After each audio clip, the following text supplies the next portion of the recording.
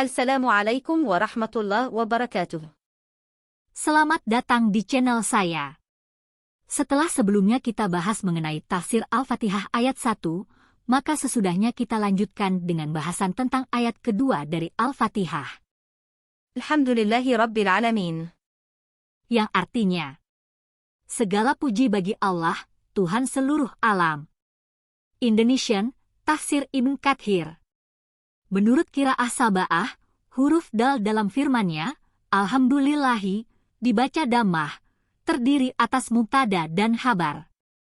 Diriwayatkan dari Sufyan ibnu Uyainah dan Rubah ibnul Ajaj, keduanya membacanya menjadi Alhamdulillahi, dengan huruf dal yang difathahkan karena menyimpan fi'il.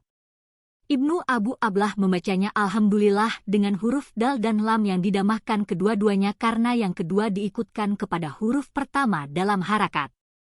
Ia mempunyai syawahid, bukti-bukti, yang menguatkan pendapatnya ini, tetapi dinilai syadz, menyendiri.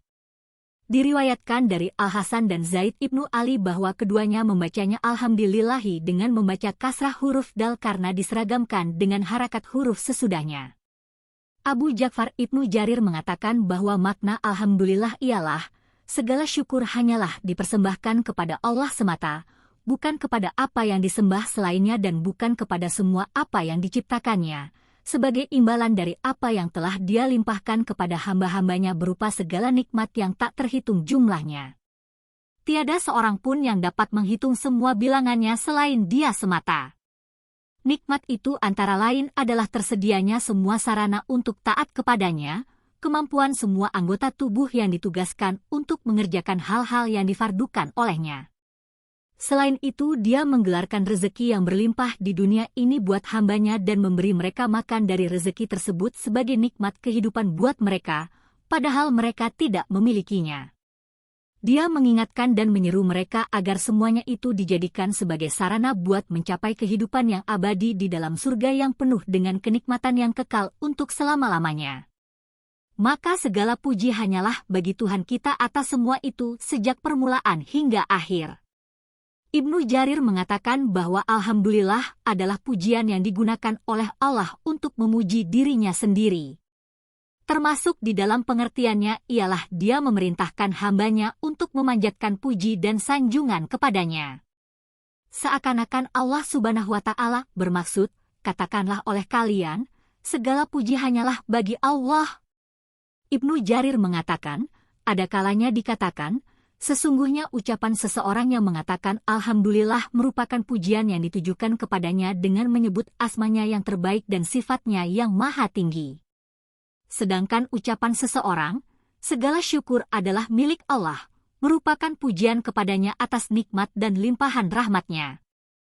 Kemudian Ibnu Jarir mengemukakan bantahannya yang kesimpulannya adalah, semua ulama bahasa Arab menyamakan makna antara alhamdu dan asyukru, antara puji dan syukur.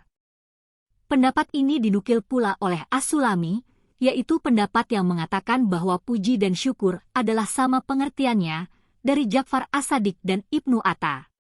Dari kalangan ahlu tasawuf, Ibnu Abbas mengatakan bahwa ucapan, segala puji bagi Allah, merupakan kalimat yang diucapkan oleh semua orang yang bersyukur.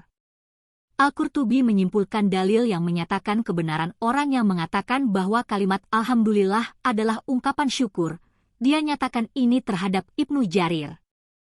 Pendapat inilah yang dikatakan oleh Ibnu Jarir masih perlu dipertimbangkan dengan alasan bahwa telah dikenal di kalangan mayoritas ulama mutaakhirin bahwa alhamdu adalah pujian dengan ucapan terhadap yang dipuji dengan menyebutkan sifat-sifat lazimah dan yang muta'adiyah baginya, sedangkan asyukru tidaklah diucapkan melainkan hanya atas sifat yang muta'adiyah saja. Terakhir ada kalanya diucapkan dengan lisan atau dalam hati atau melalui sikap dan perbuatan. Sebagaimana pengertian yang terkandung di dalam perkataan seorang penyair. Nikmat paling berharga yang telah kalian peroleh dariku ada 3 macam, yaitu melalui kedua tanganku, lisanku, dan hatiku yang tidak tampak ini.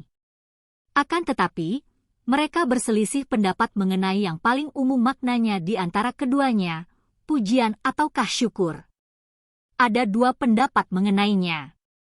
Menurut penyelidikan, terbukti memang di antara keduanya terdapat pengertian khusus dan umum. Alhamdu lebih umum pengertiannya daripada asyukru, yakni bila dipandang dari segi pengejawantahannya. Dikatakan demikian karena alhamdu ditujukan kepada sifat yang lazimah dan yang muta'adiyah. Engkau dapat mengatakan, aku puji keberaniannya, dan aku puji kedermawanannya, hanya saja pengertiannya lebih khusus karena hanya diungkapkan melalui ucapan. Lain halnya dengan asyukru yang pengertiannya lebih umum bila dipandang dari segi pengejawantahannya, realisasinya, karena dapat diungkapkan dengan ucapan, perbuatan, dan niat. Seperti yang telah dijelaskan tadi, asyukur dinilai lebih khusus karena hanya diungkapkan terhadap sifat muta'adiyah saja, tidak dapat dikatakan, aku mensyukuri keberaniannya, atau aku mensyukuri kedermawanan dan kebajikannya kepadaku. Demikianlah menurut catatan sebagian ulama mutaakhirin. Abu Nasr Ismail Ibnu Hamad Al-Jauhari mengatakan, pengertian alhamdu merupakan lawan kata dari azam, celaan. Dikatakan hamdihir rajula, alhamduhu hamdan wa mahmadah, aku memuji lelaki itu dengan pujian yang setinggi-tingginya. Bentuk failnya ialah hamid, dan bentuk mafidnya ialah mahmud. Lafaz tahmid mempunyai makna lebih kuat daripada alhamdu. Sedangkan alhamdu lebih umum pengertiannya daripada asyukru. Abu Nasr mengatakan sehubungan dengan makna asyukru, yaitu sanjungan yang ditujukan kepada orang yang berbuat baik sebagai imbalan dari kebaikan yang telah diberikannya. Dikatakan syakartuhu atau syakartulahu artinya, aku berterima kasih kepadanya, tetapi yang memakai lam lebih fasih. Sedangkan makna almadah lebih umum daripada alhamdu, karena pengertian almadah, pujian, dapat ditujukan kepada orang hidup, orang mati, juga terhadap benda mati, sebagaimana pujian terhadap makanan, tempat, dan lain sebagainya, dan almadah dapat dilakukan sebelum dan sesudah kebaikan, juga dapat ditujukan kepada sifat yang lazimah dan yang muta'adiyah. Dengan demikian, berarti almadah lebih umum pengertiannya daripada alhamdu. Wallahu a'lam bisyawab.